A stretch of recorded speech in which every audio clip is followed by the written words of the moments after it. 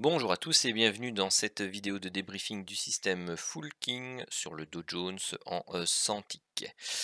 Alors, on va commencer par ici. Donc, vous avez un setup de divergence visuelle qui se trouve ici.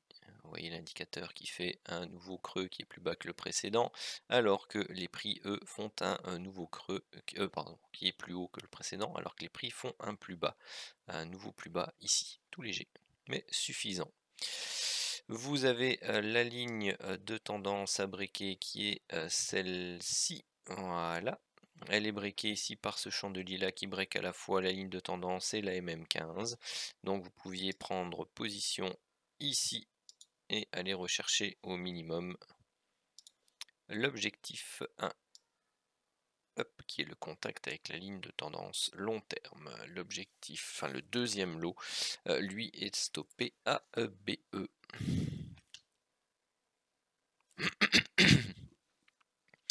Ensuite, vous aviez ici une alerte King TT qui allait dans le sens du setup de divergence. Vous pouviez prendre position ici et aller rechercher au moins un petit 60 points. Donc c'est le contact ou la proximité avec le plateau opposé. Bon, ici vous aviez une zone de résistance chartiste, hein, ici par ce double top, plus celui-là qui venait déjà buter une fois, donc là vous avez pris vos bénéfices, bien entendu. Ensuite, setup de divergence haussier qui sera validé par ce chandelier là, et comme vous le voyez derrière, ça baisse. Donc on prend position ici, on monte de 28 et derrière on accélère fortement à la baisse et on se prend un stop de moins 65 points.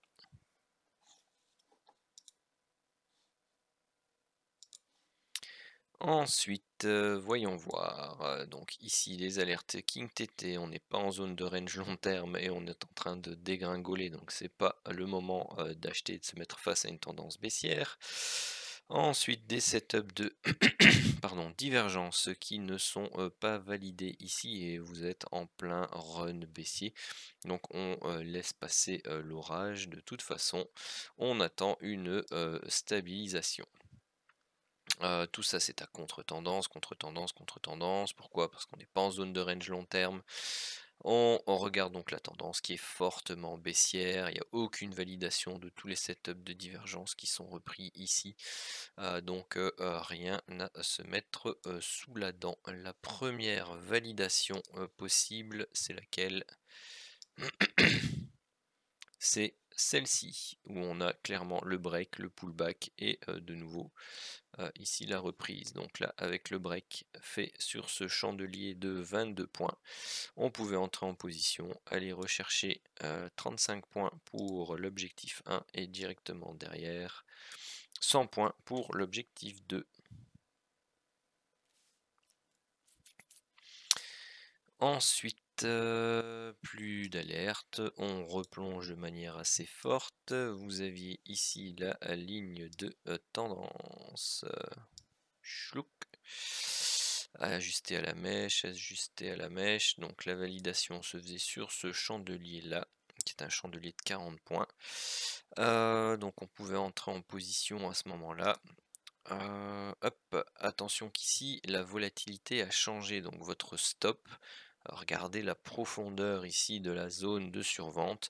Cela vous montre que la volatilité a changé et que soit vous avez pris le parti déjà d'aller dans les paramètres, pardon, hop, ici, et de modifier l'écart 2 qui est ici, au moins à je pense 0.004, voire dans le tableau du fichier Excel.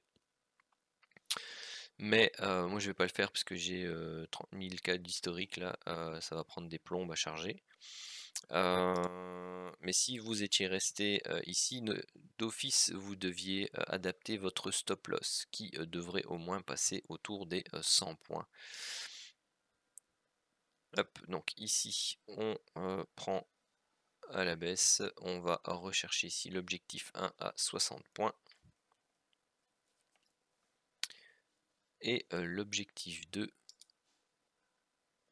hop, qui est ici à 115 points. Alors si vous avez changé l'écart 2, votre objectif 2 se trouve très certainement quelque part plutôt ici. Ce qui est plus logique hein, vu l'amplitude sur certainement ici ce deuxième niveau. D'ailleurs c'est simple, si vous n'avez pas envie de faire le changement de l'écart 2, vous prenez le point bas, vous prenez ici là, au moment où la ligne de tendance long terme est breakée, vous mettez votre extension Fibo à partir de ce point là et vous allez rechercher la zone des 100%. Et vous voyez qu'elle a été touchée ici de manière assez facile. Ensuite, plus rien d'autre. Ici, des setups de divergence. Donc si vous ne changez pas l'écart 2, bien entendu, ces setups de divergence là, comme le TP2 a été atteint ici et n'a pas été atteint plus haut, eh bien ces setups là se tradent. Donc ici, vous avez un beau break au niveau de la divergence. Donc ici, vous allez rechercher un stop si vous n'êtes pas sorti avant. Donc là, ici, on met un stop à moins 100 points.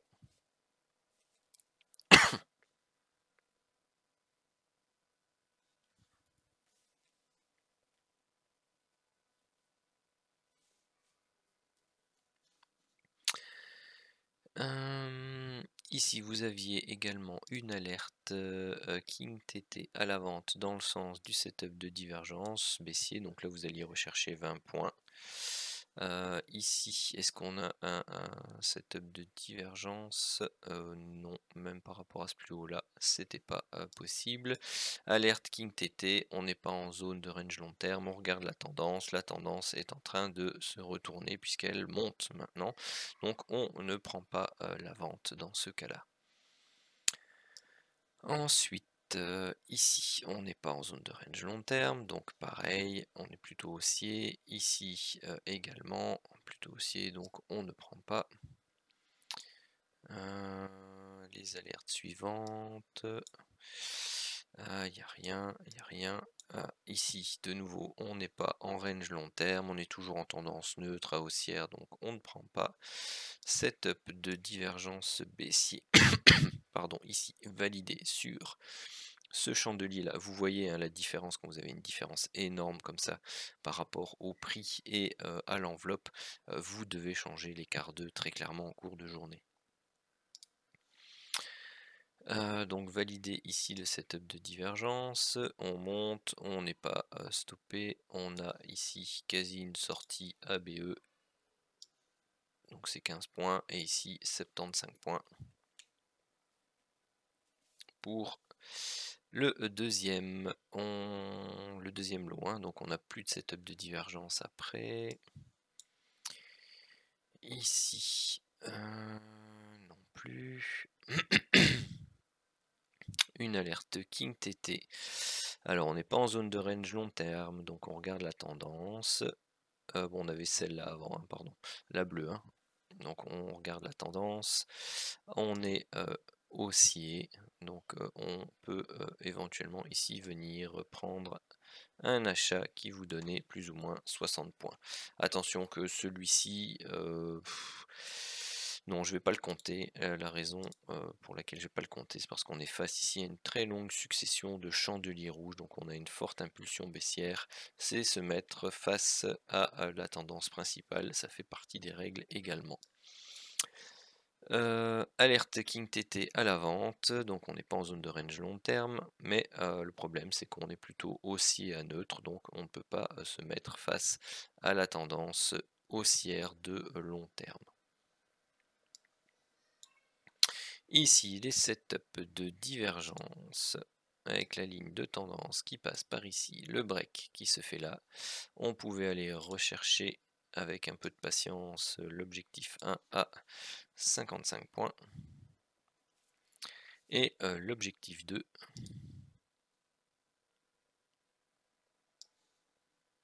hop là, à 115 points. vous voyez que ici ça commence tout doucement à se rééquilibrer au niveau de la volatilité, hein. Ensuite, celle-ci, eh bien, on est toujours dans les 15 chandeliers après le setup de divergence haussier qui n'a pas fini de donner son impulsion. Ici, on n'est pas en zone de range long terme, donc on est contre la tendance qui est maintenant haussière. Laissez-moi regarder si on a des validations dans ce cas-ci de divergence baissière. Donc là, on a une mèche, on doit s'adapter à la mèche, puis ici, on la break. Donc on aurait pu rentrer en position ici. On va chercher derrière une hausse, une baisse, une hausse, une baisse. On s'en va de là puisque ça continue ici à monter. Donc on prend ses pertes les plus petites possibles. Renfort possible, divergence baissière ici sur ce break là. Donc là, même schéma. On pouvait rentrer ici, on avait 20 points, on remonte, on rebaisse, on remonte, on rebaisse. À partir du moment où je pense que on s'en va ici, on s'en va là également. Donc c'est plus ou moins 10 points ici. Donc bon, l'un dans l'autre, on moyenne en fait et on se casse de là puisque c'est complètement haussier. À partir de là où vous avez ce type de configuration, où vous voyez que vous oscillez très clairement entre la zone de surachat et le haut de la bande grisée, ne vous acharnez pas à prendre des setups de divergence. C'est clairement un flux haussier à faible, enfin à faible pente, ça dépend comment on se met, hein. Donc c'est très clairement un flux haussier dans lequel vous devez zapper toute divergence. De toute façon, la ligne de tendance pour la validation maintenant se met ici, donc il n'y en a plus aucune derrière qui se valide tant que le canal haussier ici présent ne se break pas par le bas. Ensuite, qu'est-ce que l'on peut avoir ici? Donc on a une alerte King TT, toujours le même principe, on n'est pas en zone de range long terme, on est face à une tendance haussière, donc on ne prend pas position. Ici c'est toujours pareil pour le setup de divergence baissier aussi, prendre position ici c'est très risqué. Maintenant, bon bah voilà, hein, il y a le signal qui est validé ici. Par contre, voilà, vous voyez que ici on prend position, on fait 20 points et puis derrière on repart à la hausse. On ne reste pas dans ce type de configuration, moins 40 points. Ici, pas de validation du setup de divergence avant ce chandelier là. À nouveau, c'est pareil. Vous avez la possibilité de rentrer ici, mais dès que vous breakez ici les plus hauts, hop, il faut pas rester. Pourquoi? Tout simplement parce que vous êtes toujours en tendance hyper haussière. D'ailleurs, moi je les compte pour les statistiques, hein, mais très clairement quand vous êtes dans ce type de bull run, il vaut mieux faire les ranges court terme, comme expliqué dans les vidéos, et à chaque break de box, par exemple ici, vous achetez et puis vous vous mettez à BE plus ou moins rapidement et puis vous laissez courir. Pareil, hein, ici vous aviez de nouveau une box avec toute cette zone ici de consolidation. Vous aviez ici un plus haut, un plus bas, il ne faut pas chercher, vous attendez le break et puis vous laissez courir. Pareil, nouvelle box ici, vous la voyez, belle latéralisation. On break par le haut, vous prenez position et vous laissez courir. Vous emmagasinez des petites positions comme ça tout le long et c'est que du positif. Alors, ici, setup de divergence par rapport à ce plus haut là, au niveau de l'indicateur. Hop, donc vous avez la validation ici sur le break de la ligne de tendance ici par ce beau chandelier. On va aller, c'est limite à la zone grisée, hein, on va aller rechercher ici l'objectif 1 à 15 points. L'objectif 2 c'est du BE. Ici vous aviez la possibilité, maintenant il y avait un setup de divergence qui demandait à être validé, vous en avez plusieurs les uns à la suite des autres et vous voyez que la validation se fait sur ce chandelier ci. On va aller rechercher ici le TP1 et le TP2. Donc le TP1 à 40 points, le TP2 à 110 points.